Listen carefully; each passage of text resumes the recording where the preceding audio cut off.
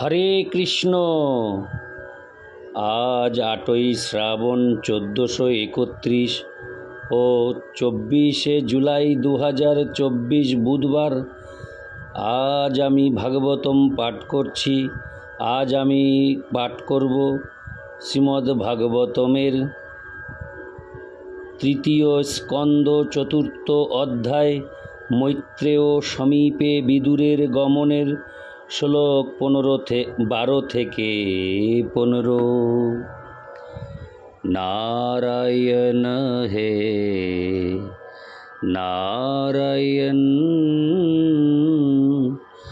ভবভয়হরণম নারায়ণ।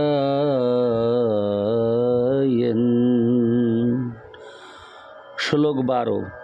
স এষ সাধো চরম ভাবানামাসাদিতস্তে মদনুগ্রহ যৎ জন্মান নিরিলোকান রহ উৎসৃজন্তং দিষ্টা দদৃশান বিশোদানুবৃত্তা। অনুবাদ। হে সাধো, তোমার সমস্ত জন্মের মধ্যে বর্তমান জন্মই চরম জন্ম, কেননা তুমি এই জন্মে আমার কৃপা লাভ করেছ। এখন তুমি এই মর্তলোক পরিত্যাগ করে আমার দিব্যধাম বৈকুণ্ঠে গমন করতে পারো। তোমার ওই কান্তিক ভক্তির প্রভাবে সৌভাগ্যক্রমে এই নির্জন স্থানে তুমি আমার দর্শন লাভ করলে। তাৎপর্য: পূর্ণাঙ্গ জীবের পক্ষে মুক্ত অবস্থায় ভগবান সম্বন্ধীয় জ্ঞান যতটুকু জানা সম্ভব, কোনো জীব যখন পূর্ণরূপে সেই জ্ঞানে নিশাত হন, তখন তিনি চিৎ জগতে প্রবেশ করার যোগ্যতা লাভ করেন, যেখানে বৈকুণ্ঠলোক সমূহ অবস্থিত।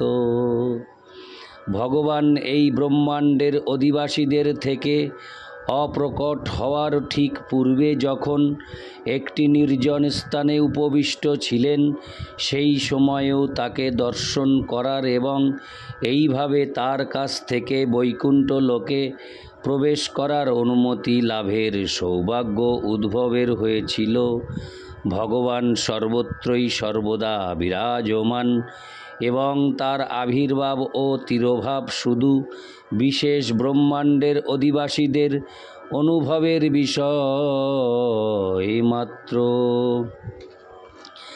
তিনি ঠিক সূর্যের মতো।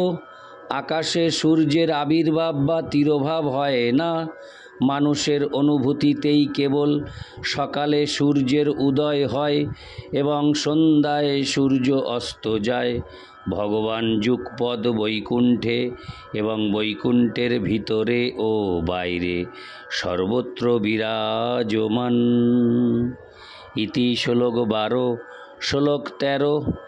পুরা ময়া প্রক্তমজায় নাভ্যে পদ্মে নিষন্নায় মমাদি স্বর্গে জ্ঞানং পরং মন্নহিমাবভাসং যৎসূরয় ভাগবতং বদন্তি। অনুবাদ। হে উদ্ভব, পুরাকালে পদ্মকল্পে সৃষ্টির প্রারম্ভে আমার নাভি পদ্মে অবস্থিত ব্রহ্মাকে আমি আমার অপ্রাকৃত মহিমা বর্ণনা করেছিলাম। মনীষীগণ তাকেই শ্রীমদ্ ভাগবত বলেন। তাৎপর্য: এই মহান গ্রন্থের 2য় স্কন্ধে ইতিমধ্যেই বর্ণিত হয়েছে কিভাবে ব্রহ্মার কাছে ভগবত তত্ত্ব বিশ্লেষণ করা হয়েছিল। সেই জ্ঞানই পুনরায় এখানে স্পষ্ট করে বর্ণনা করা হচ্ছে। ভগবান বলেছিলেন যে সংক্ষিপ্ত রূপে যে শ্রীমদ্ ভাগবত তিনি ব্রহ্মাকে প্রদান করেছিলেন, তার উদ্দেশ্য ছিল তার স্বরূপ প্রকাশ করা। দ্বিতীয় স্কন্ধে বর্ণিত সেই 4টি শ্লোকের নির্বিশেষ বিশ্লেষণ এখানে নিরস্ত হয়েছে। এই সম্পর্কে শ্রীধর স্বামীও বিশ্লেষণ করেছেন যে শ্রীমদ্ ভাগবতের সেই সংক্ষিপ্ত রূপটি শ্রীকৃষ্ণের লীলা বিষয়ক এবং তা কখনোই নির্বিশেষবাদ প্রতিপন্ন করেনি। ইতি শ্লোক 13, শ্লোক 14 ইত্যাদিতোক্ত পরমস্য পুংস প্রতিক্ষণানুগ্রহ ভাজনোহম স্নেহোথুরোমা স্কলিতাক্ষরস্তং মুঞ্চুঞ্চুচ প্রাঞ্চলিরাবো ভাসে। অনুবাদ: উদ্ধব বললেন, হে বিদুর, পরমেশ্বর ভগবান কর্তৃক এইভাবে অনুগৃহীত হয়ে এবং তার সাদর উক্তি শ্রবণ করে গভীর আবেগে আমার কণ্ঠ রুদ্ধ হয়েছিল এবং শরীর রোমাঞ্চিত হয়েছিল।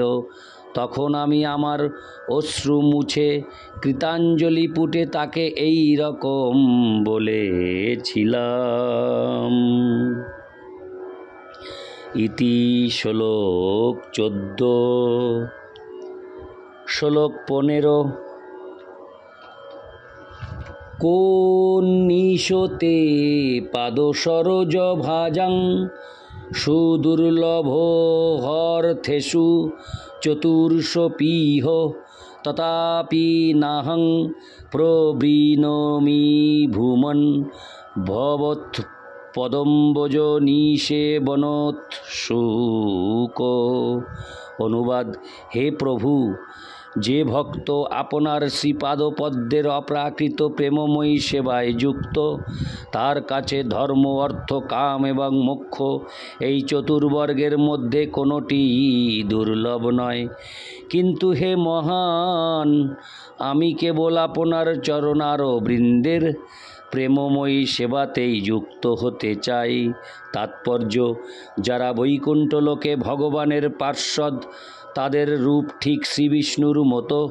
এই প্রকার মুক্তিকে বলা হয় সারূপ্য মুক্তি, যা হচ্ছে 5 প্রকার মুক্তির একটি। ভগবানের প্রেমময়ী সেবায় যুক্ত ভক্তেরা কখনো সাযুজ্য বা ভগবানের দেহ নির্গত রসিচ্ছটা ব্রহ্মজ্যোতিতে লীন হয়ে যাওয়ার মুক্তি স্বীকার করেন না।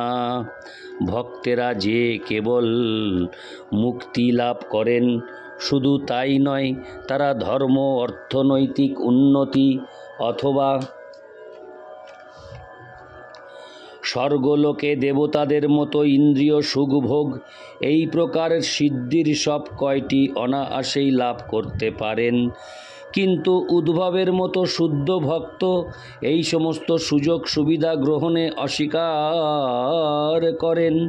শুদ্ধ ভক্ত কেবল ভগবানের সেবাতেই যুক্ত হতে চান এবং তার ব্যক্তিগত লাভের কোনো রকম চিন্তা তিনি করেন না।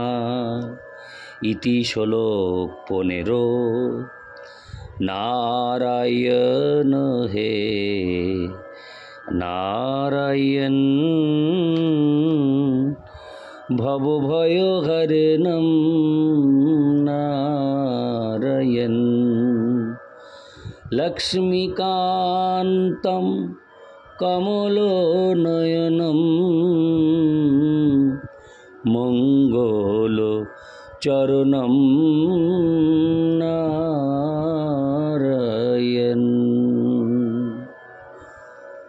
হরে কৃষ্ণ, রাধে রাধে, জয় শ্রীকৃষ্ণ, জয় রাধে রাধে গোবিন্দ।